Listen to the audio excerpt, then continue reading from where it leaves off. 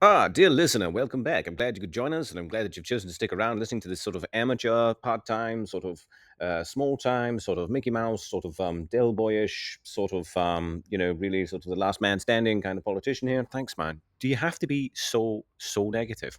That's my job. That's what I'm here for. Isn't it? That's why I'm here to keep you in check, young lad, with all your fancy pants ideas about politics and whatnot. Now, come back to this. Why should the listener even bother listening to you waffling and rambling, talking a lot of nonsense about these very serious and complicated issues? What on earth benefit is one getting from this sort of value-tainment? There's no value in this. It's not even any attainment either.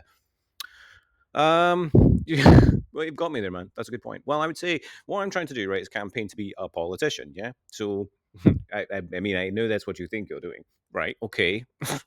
Well, what the politics, generally speaking, looking at the market of politicians at the moment, generally speaking, people are voting for very, very, very flawed people.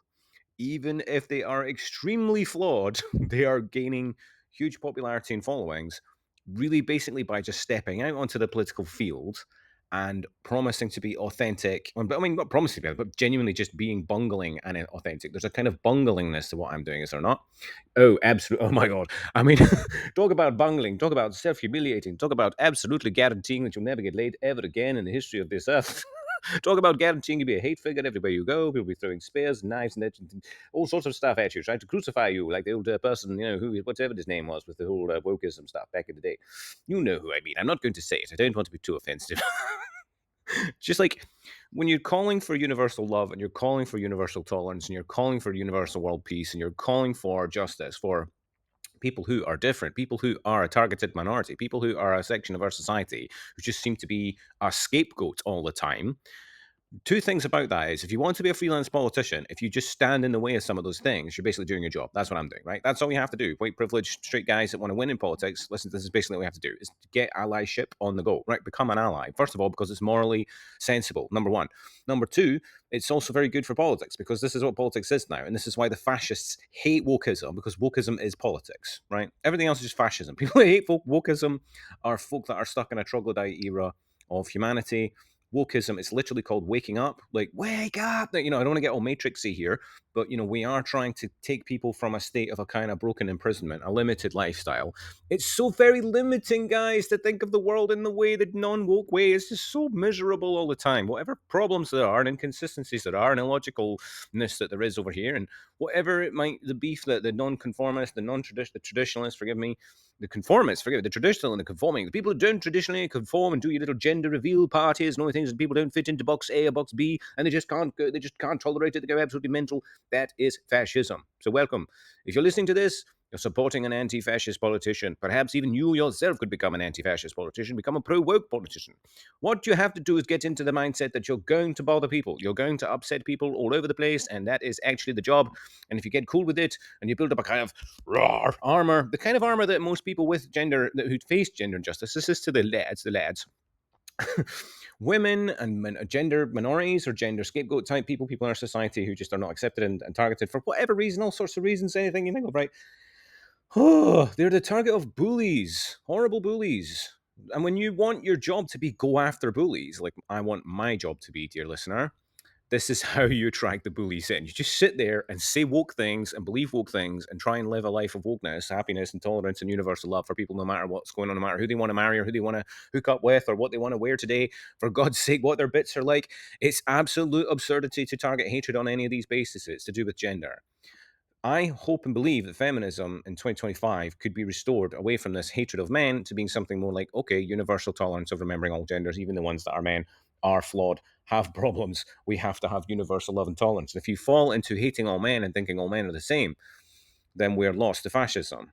This is kind of my campaign, all right? It's a bit of a sticky one. Nobody's going to love me for any of this. I think pretty much everything in it is going to inspire discomfort everywhere. And why is that? Because we ourselves are so limited within our own experience of life, and we are so insecure about that, and we don't have full access to one another's experience, and we have curiosities, and we have frustrations, and we have confusions, and maybe we've been assaulted, maybe we've been abused in childhood, maybe we've got confusing religious ideas in our head from somebody telling us things that don't make any sense, and then we're left with a little conundrum forever about ourselves, like praying gay away and stuff like that.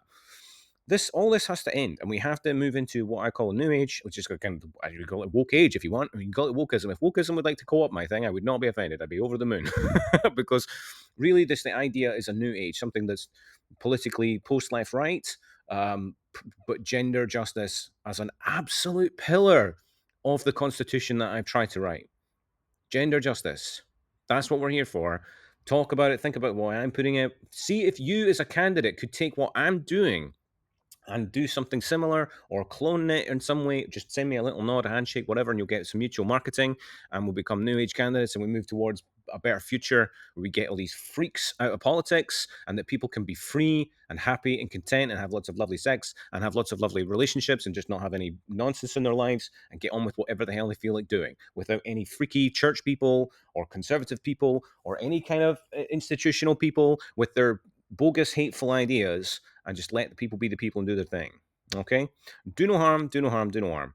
Enjoy this content. Thanks for listening, folks. Next slide. We get the next slide on. We're going to get stuck in. Go, go. Yes, part 2. Here we go.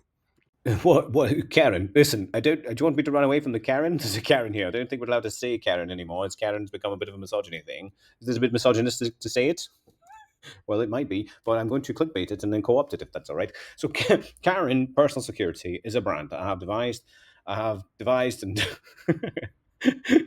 named this in honor of no. Listen, any names used in material that have any similarity to anyone in real life are completely fictional and accidental and not intended for any harmful purpose at all. And any objection. Just your PR team covering you up here, Mr. Dunn. Don't you're not allowed to name people and all the rest of it. Fine. Don't do it then. What's that? That's just the fact that people are calling the folk who do finger pointing and didn't call for the manager and borderliner act out stuff, which is really not a funny joke. So it's generally people with quite dysfunctional problems and all that acting out in public. It's not funny. It looks a bit. It's kind of cringe and painful. But the reality is, this is the reality. This is causing a huge amount of harm, this phenomenon, right? I'd like to just advise the dear woke, average woke, kind of standard issue woke person who's probably going to be female rather than male, is probably going to be maybe LGBTQ. To be clear, like when I've used the word Karen here quite specifically to refer to the famous Central Park Karen, right? Now, the Central Park Karen is a critical story. I'm glad I've remembered to bring it up in this one, actually. It's to do with reporting and safeguarding matters and what's happening, what is actually happening, right? I foresee see when I say heaven and earth must be moved, I really mean that we should have some James Bond shit to go down that will guarantee the safety of my loved ones and your loved ones and everyone's loved ones to make sure that we're all okay. James Bond level stuff to prevent harm. Why is it not already deployed? I don't know. Because they're grossly incompetent, because our cops are useless, because our cops have no imagination, our politicians are weak, and also they seem to maybe be feeding kids to these, I don't know, these groups and whatnot. Who knows? The point is that in this day and age, there is just absolutely no excuse for these kind of violations going on and taking place. And the one with the filming of that Karen person, who I understand is trying to sort of get some kind of vigilante retribution and stuff for their despicable behavior on display. I mean, that despicable behavior on display is something that many, many, many males come up against. And this is for the wokest and the sort of I hate all men and all men are like this. I personally do not assume that all women are like that. Let me repeat myself. I personally do not assume that all women, when faced with a problem that is an annoyance to them or an inconvenience to them, or they just feel like randomly targeting a person, usually somebody who is vulnerable, who is an ethnic minority in this case, and dispatch whom? The police. That Karen felt completely confident that she could phone the police and say that she was being assaulted and do victimhood at the police and they would come and take that guy down. She was completely convinced of it. And if the guy hadn't done the filming, that's probably what would have gone down.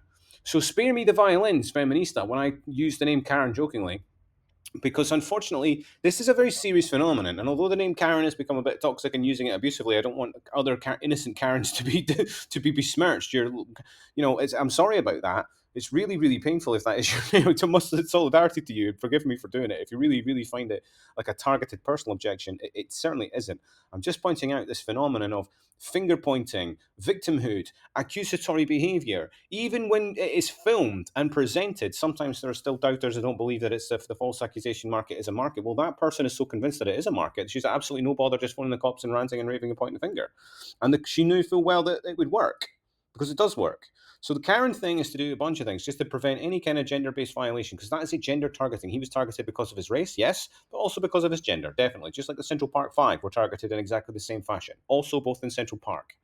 So when I talk about Karen and personal security, it's kind of rape prevention kits, rape prevention measures, James Bond, as yet uninvented, undesigned stuff. The attitude of my legislation is to say that there is absolutely no excuse for the authorities to fail to protect the vulnerable in this day and age. None. Absolutely no excuse for it. There is so much abundant, cheap ass technology and connectivity that it is absolutely absurd that a single child or young person or young adult of any gender is in any way in any danger anywhere they go, really.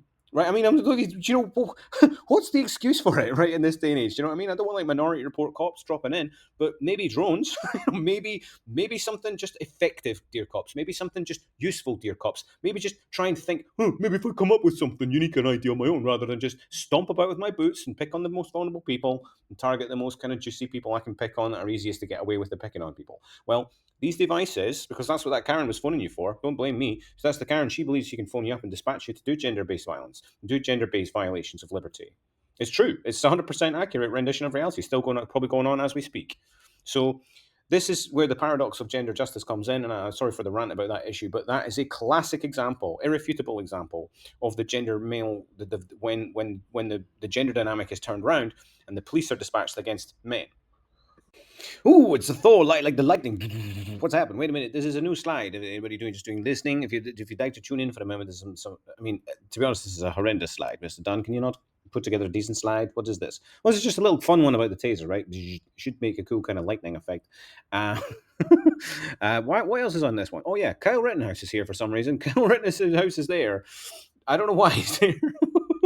This is about deployment of weaponry, right? Because at the moment, it's just to point out the comparisons. If I want to suggest that there should be mass taser deployment for an anti-rape kit, in other words, if I'd like my vulnerable people that I'm responsible for to be permanently able to deploy a non-lethal defensive zap to some asshole who's trying something or whatever the fuck, right? I'm really keen for that. Take my money. So Karen is a taser company. If you're interested in supporting the cause, and this is my own campaign as far as I'm aware, it's quite crackpotish, but I don't see why it's not a legitimate campaign. It's my instinct is to make sure that my vulnerable people can defend themselves. So that's going to involve James Bond level shit. So that's tech, it's devices, it's drones, it's making sure that there is a legit surveillance and connectivity that every single parent separated from their kid, for example, should be able to see exactly what's happening with that kid. What kind of person would completely delete and remove and do all these things in this way? Or what kind of person would think that a taser is an unreasonable deployment of force to defend oneself against rape? Well, I'd like to put people who think that a taser deployment is not a reasonable level of deployment. I think that zapping a person trying to rape you is completely and totally legitimate. We have a community where, in America, a person like Kyle Rittenhouse can cross state lines with illegal weaponry and murder people in the streets, and it can be considered self defense. What I'm asking is that we have a high tech device that, if deployed, it's only deployed once, it's a very serious matter, and it contacts the police the minute it's deployed. The police come directly to wherever the damn thing is, and whoever it is that set the thing off has better have a good reason to do it. If they've not done it, it's a false call out. If they've hurt someone and it's not reasonable and whatever. But what this taser is doing is permanently recording about the last 2 or 3 minutes of whatever the hell's going on around it so that it knows and we can see. So this will again guarantee convictions for anyone doing attempted rape. It will prevent people from being raped inappropriately in any and all situations wherever the hell they are. People can have one in their handbag. We've got a situation in Texas and in places like Kentucky and Alabama and places like North Dakota, South Dakota, all the Dakotas, where you are able to carry guns without any kind of restrictions whatsoever, without any kind of license. You can go into a shop and buy completely deadly weaponry. I am asking for there to be a specific anti-rape device called a Karen taser that every young woman can have, and therefore equip them with the physical capacity to defend themselves from any unwanted advances and any unwanted behavior can be dealt with. If the thing is deployed in an inappropriate way, it would be a very serious matter, and again, a very evidentially serious matter, and it would be probably, I think, not deployed unless it's absolutely legitimate. So that's my suspicion. And again, I'm like, who has any other ideas? I'm here for them all day. But that's one I'd like to have: taser deployment. The police are so grossly negligent with their deployments; they're so utterly useless. They don't want to be held accountable for when they shoot and kill people stone dead without any real threat to their personhood or their life or anything. That's what we have just witnessed. So I call you a hypocrite if you are okay with that, but have a problem with this. People who I'm responsible for and I love and care about who are vulnerable will not be vulnerable in my future should I get near power. So if you want to keep women and children completely vulnerable from predators and having not even the most basic non-lethal form of defense, Don't vote for me then, right? If you think that people shouldn't be subjected to rape at all, ever, ever again, I am definitely your candidate. I will move heaven and earth to make it happen. Okay, next slide. Well, okay, so we've done age of consent. What about this is the naughty pornography stuff? You want to talk about that very quickly? Yes, very, very quickly indeed. So, pornography, what's going on in this sector? I am a hyper liberal person and I'm very sex positive, trying not to be creepy, but sex positive thing, you have to discuss some of these things occasionally, so forgive me. Nothing really on there that I have a problem with other than the age of consent issue. So girls being underage. Also like the violence, some of the sort of stuff that's just humiliating and degrading and stuff like that. Look, I don't want to kink shame, but I'm just like my advice to people I love and care about is don't participate in that. And my advice to men is to not engage in it, so to not indulge in it. Like because like to men, like there is these horrible primal things that are within us all from our ancestors. We can't really same with the girls. The girls got a head full of it and all. We've all got a head full of primal animalistic stuff. The key is to not be ashamed about that and then to not act out in a harmful way. Explore your curiosities, find safe tolerance environments, make sure there is nothing, absolutely nothing anywhere near a person who is too young to make a decision about it so that there can be absolutely no doubt. Look, there is just no business. I'm a man, I'm 40, whatever. I would not be interested or going anywhere near a person who is under 21, really at all. I think they're just 21 is a kind of magic age for that industry, I think. Okay, and for all the other potential industries in any kind of liberalized sex work and physical care work, emotional responding to people.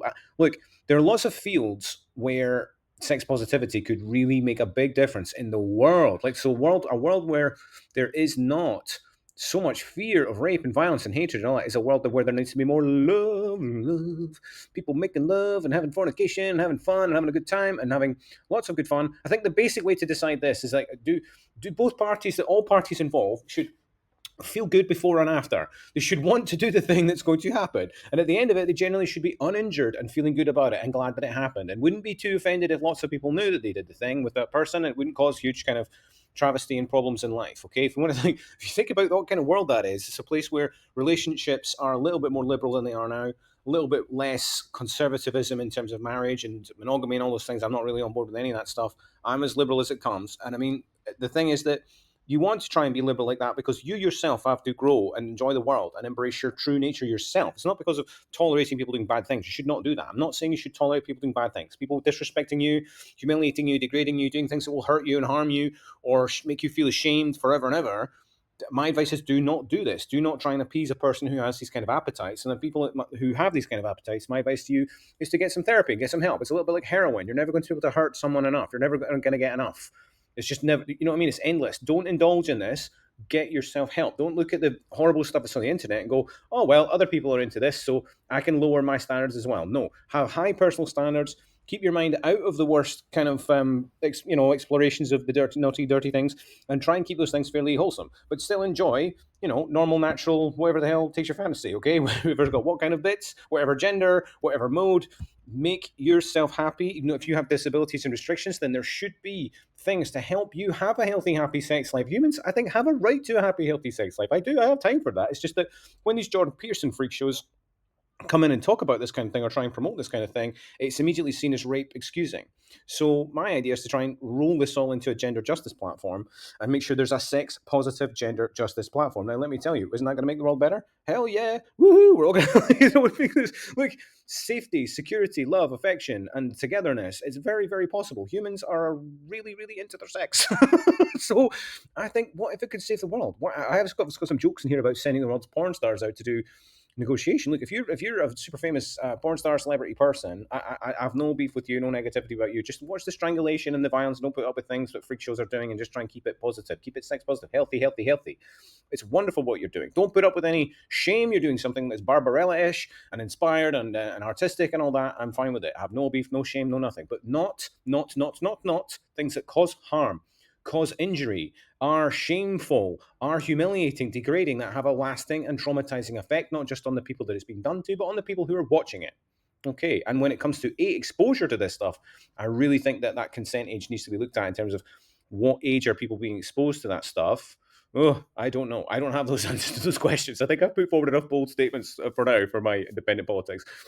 Comprehensively speaking, we're looking for things that cause harm, distinguished from things that do not cause harm, and looking to protect the vulnerable who cannot consent, and then looking to maximize and strengthen and formalize consent. There you go. Yeah, that was quite a good summary there. Very good. I think you can move on to your next slide now. Come on, not all day. We're going to be here all day.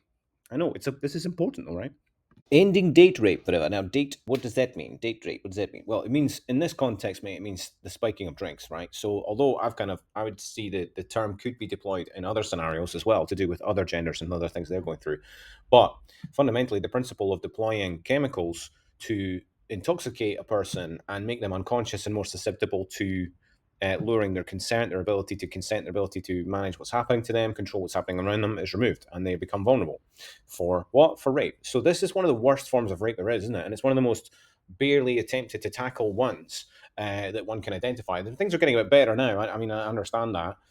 But the spiking of drinks, the using of drugs and medicine. I mean, let's not forget that this is what Giselle Pellico's husband was doing to her. She was using drugs and medicines to inebriate a person for that purpose, to make her unconscious. Disgrace, sick, deranged, horrifying behavior, psychopathy. Is it that something that all men do?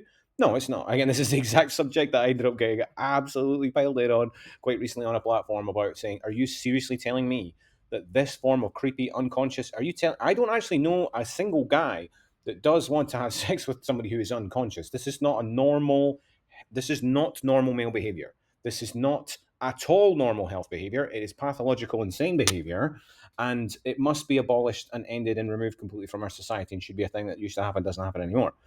How do we achieve that? Well, first of all, it would have deterrence. I mean, this is where it gets draconian and where Magdalene Act is something that I'm in consultation and I'm hoping that I don't have to mansplain the whole situation in my platform and maybe I'll get some bounce back from some real life feminists or real life people that claim to be feminists are really just real life feminists. I mean, people who want to get these things dealt with in a serious way. And there are some excellent platforms on Instagram. I'm following one just now. I've shared some content with some measures about how we can get kits, rape kits all over the place, you know. So things can be done if people just have the idea of it must happen and it must happen at all costs, which is what I'm saying. The moving of heaven and earth is the phrase I'm using. Heaven and earth must be moved for this Magdalene Act because it's the holiest thing there is.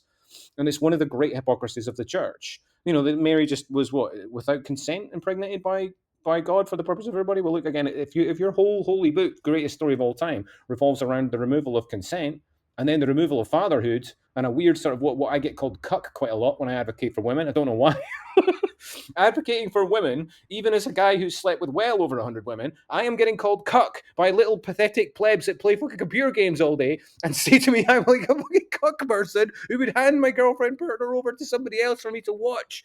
I don't even know. Do you know, it's the kind of thing that I didn't even know existed, right? And then I had to look up, figure out, why am I getting called this? What on earth is going on here? These are very dysfunctional, distorted men and we need to redeem them. Yes, that's a long term goal, but the more immediate one is to just bring down the absolute devastating hammer of draconian justice upon anyone that would be in possession of these kind of drugs. Possession, acquisition without a legitimate reason of any of these types of drugs will become a most extreme offense.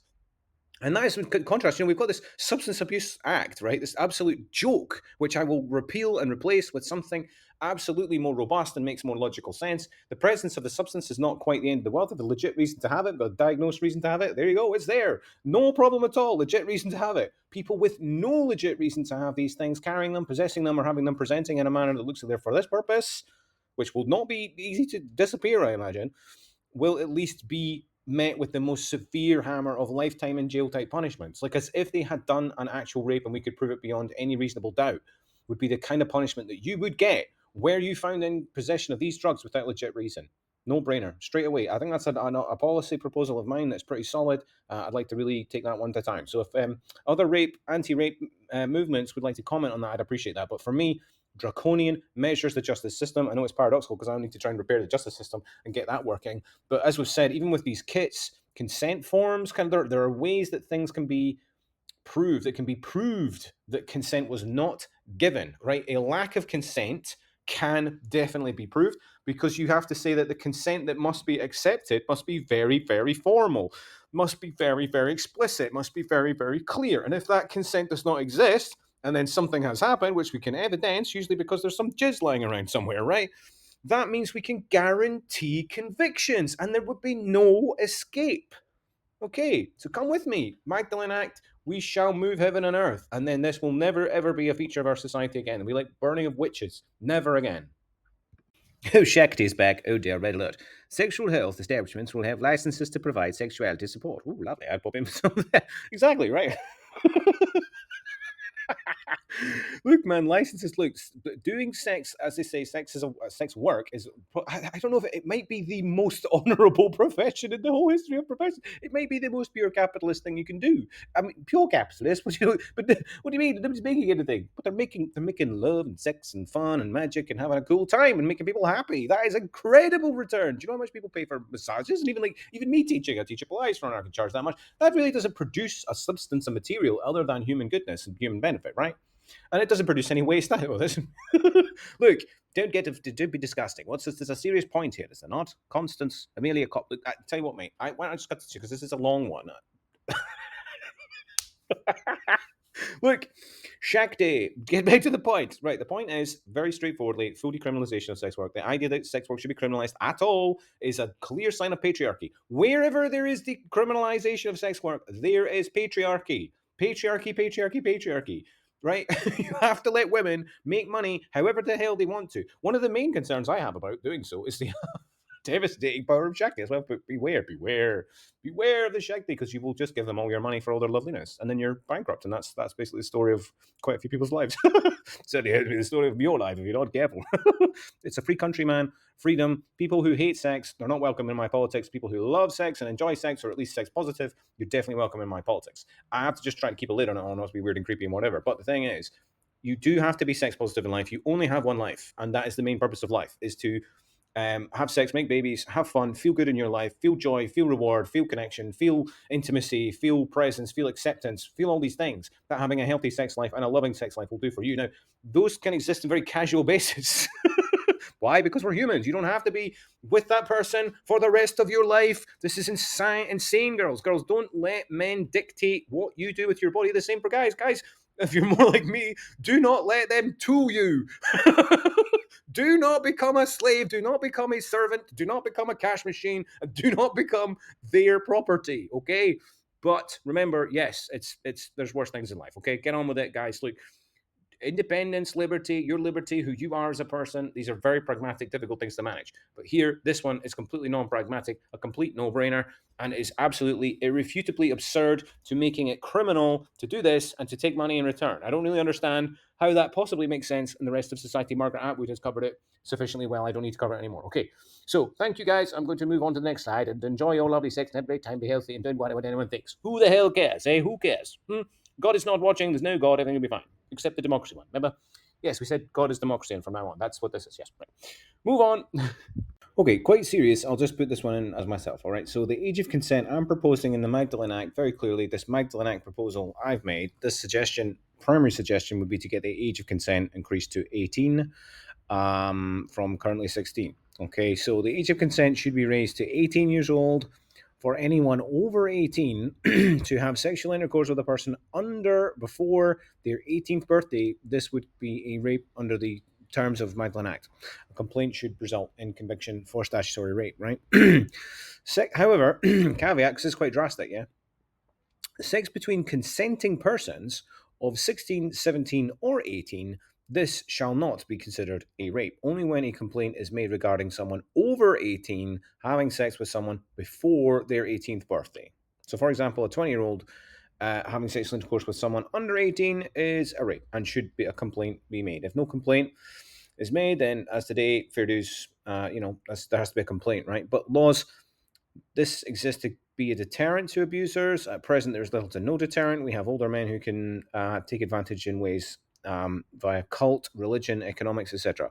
We could put in place societal prejudice towards these matters and create possibility for victims to get their abusers should something that is benign and consensual and no business of the government whatsoever. But that when we have real abuse scenarios, right? So in other words, at the end of the day, 16, 17, 18 year olds, they're all like they're at that age of growing and developing. That's my case. My case is that, it's really a concern when there's an industry for girls that are 16, 17, and 18 being harvested by men who are all in their 40s, 50s, and 60s and 70s, right? That kind of thing I would really want to get that abolished via this measure. I don't know if it would be, it's a measure I'm putting forward. So both 18-year-olds, this would not be prosecutable and so on, so it's like, for the young people, it's not really affecting young people developing in a natural way. And even, I mean, like with the spectrum of error and misjudgment and things that can go wrong. I'm not suggesting that it's okay to do anything without consent at all, ever, under any age. I'm just saying that the older predator taking advantage of the very, very young and impressionable, that's the dynamic of this proposal. Okay, so thanks for that. Moving on. We're nearly at the end now. I think we're nearly at the end of the old gender one. Well, I mean, it's been a big document. Let's try and get one more slide in, all right? Strangulation was not a mainstream sex act when I was a kid. Obviously, I don't think it is now, to be honest. Well, that would be my point, mate. Exactly. I don't think the trouble is that it sort of has crept into fashion, shall we say? It's something that just I have absolutely no recollection of that being a feature in any way whatsoever of sex or sex culture or sex banter in any way until the last 20 or 30 years. I could be wrong about that, but when I was a teenager, there's just the whole idea that was not a thing. I think this has come from America. I really do. I think that in America, there is such a descent into horrible fascism and misogyny that men have become so very violent and disturbed and miserable in America.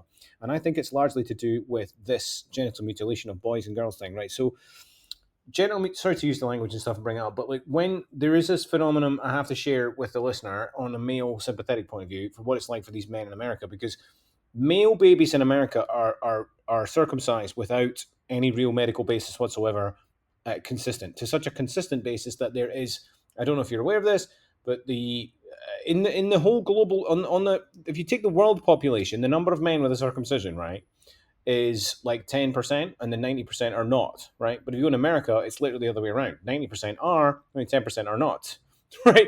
So what do we make of this, right? Why on earth is GM a thing? Again, it's to do with the religion and why this is called the Magdalene Act, because I really don't think that people interfering in any way with the bits of their babies in this manner should be tolerable. I have no tolerance of it. I personally don't understand unless there's a legit medical reason for that. Crack on and do it yourself.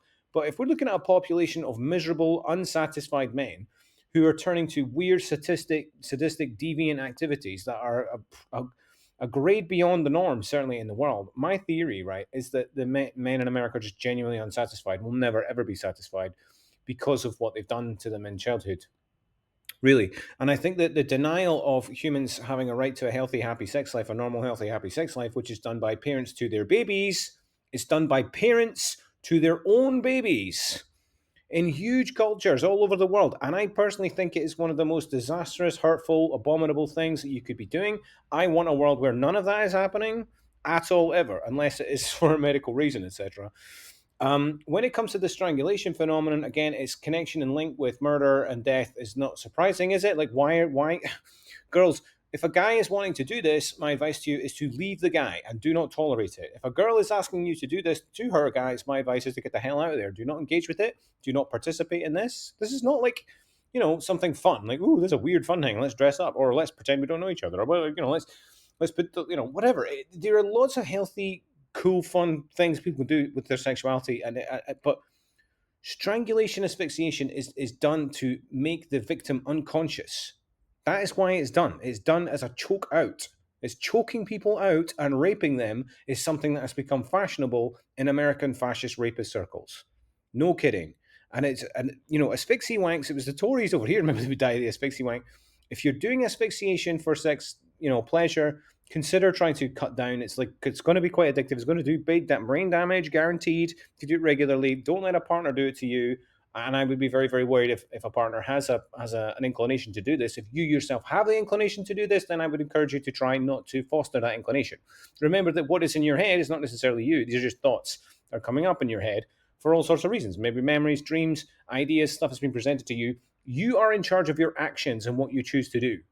Okay? I, like the listener, will have been exposed to things and whatever, had confusing experiences with these things. But when you get older and wiser, get a little bit more like, look, at the end of the day, who is this helping? Who's this making feel good? And what on earth is the benefit of it? So, dear girls who are in sex work, in particular, performers and stuff, I'll never kink shame on this, but look, please consider just not doing this. Please consider just not indulging in this. Please consider just trying some other way to get satisfaction, because it's connected with like murder, and you're teaching an audience, like if you're going to do it in a performative way, it is like doing performative misogyny, right? You're just doing performative misogyny. You may as well just let him beat you up and throw you around. And I mean, that is in a lot of rape, a lot of these porn online is very violent and rapey. Porn is a very rapey place, and it's largely coming out of America. And there is a chronic problem with genital mutilation of boys for religious, bogus medical reasons.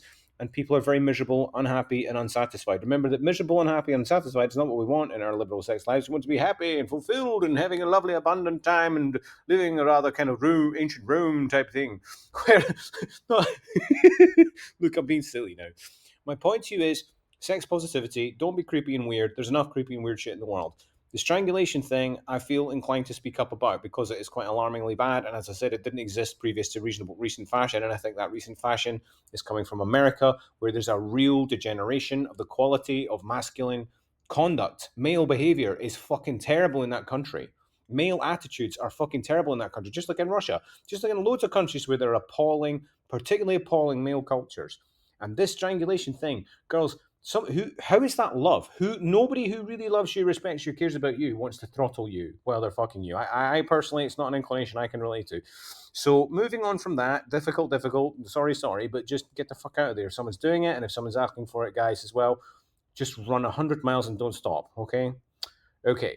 Rape alarms. Oh yeah, that was a thing. Kind of a low tech solutions to prevent rape. There's lots of things that could go into the Magdalene Act. This is like a project. This is setting out to say we will not tolerate this anymore. We will move heaven and earth to abolish these types of behaviors if it means distributing sex. I mean, I'm up for it because if it stops people suffering in this horrific, lifelong, traumatizing way, if it assuages that in the community, if it reduces that to a near abolished situation, we need the most liberal sex lives in the history of humanity. And then we will start to live happily, intimate, loving, tolerant lives, and less war, and less famine, and less greed, and less unsatisfied, unfulfilled, miserable tax cutting people who do tax cutting and stealing and thieving and buggering, akin to Jeffrey Dahmer trying to fuck a corpse into some satisfaction. That's what these folk are like. The strangling people are just like Jeffrey Dahmer. They want to kill you if they're doing that to you. That is not sex or fun. No. Hot, steamy sex cannot include strangulation. For fuck's sake, the hands around the neck with a throttlation. Look, I hate to break it to you, right? But why the fuck does someone have that idea in their head? It's a rape inclination, it's a rape act. So you need to be able to look at sex as the diversity of sex activity for all it is and understand that some of it is good and some of it is not good. And you can't just be at all sex is inherently good. Well, I think vast majority of it is, but there are obviously caveats and limitations and minor in this department. Are people being hurt? Did it make them feel ashamed? Is it humiliating? Is it painful? Does it cause damage? Is it something they wouldn't want anyone to know they've done? They feel ashamed about it, right? These are the kind of parameters.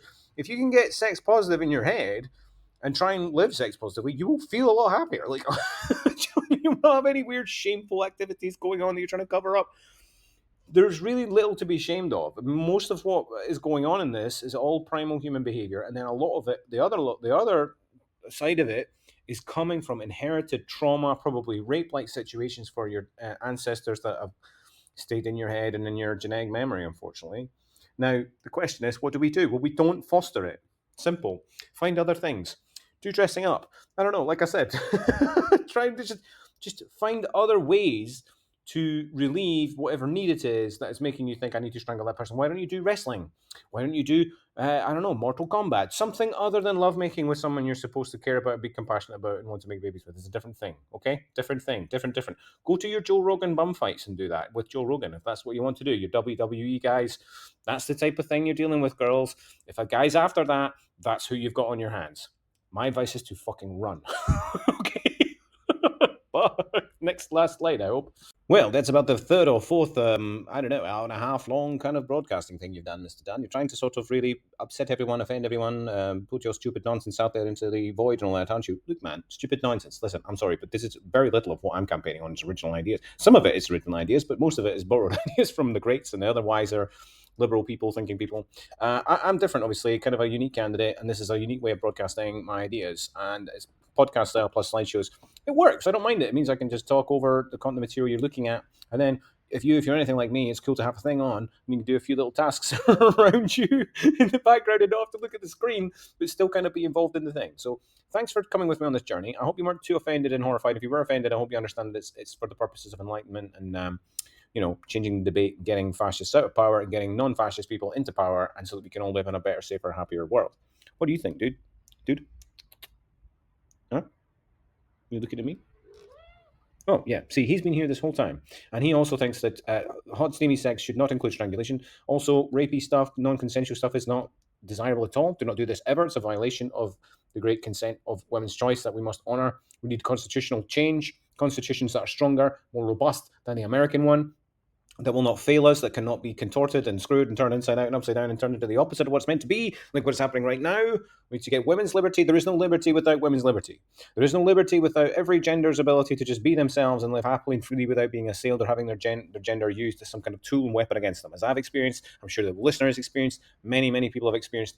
Let us total health, liberty, gender justice. They belong together, don't they? You see how they cannot really be separated. Thanks for indulging in me and any liking and following and whatnot. I'm going to do those cheesy sign-offs. I try not to do that. This is kind of a non-profit campaign. Remember, my goal is to get elected.